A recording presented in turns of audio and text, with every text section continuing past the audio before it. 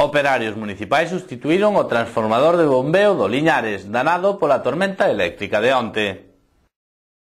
A tormenta eléctrica sufrida onte na estrada causou, entre outros prexuicios, danos no transformador eléctrico da estación de bombeo da traída municipal de Agua, situada no río Liñares. A situación veu provocada, segundo a hipótese que se manexa, por unha subida repentina na tensión da liña do suministro eléctrico, o cal provocou unha sobrecarga no transformador. O problema foi detectado onte á tarde, sobre as 19:30, cando un operario municipal desplazouse ao punto afectado en previsión de posibles danos.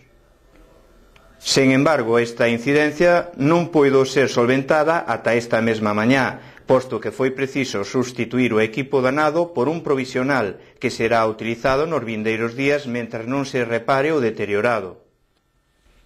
Segundo se explicou, agárdase que a estación de Liñares poida funcionar con normalidade e continúe abastecendo de agua a vila, sen ningún tipo de problema.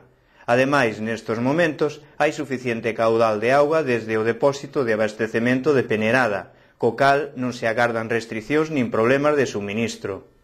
Os técnicos municipais están a supervisar a situación para evitar prexuicios aos veciños.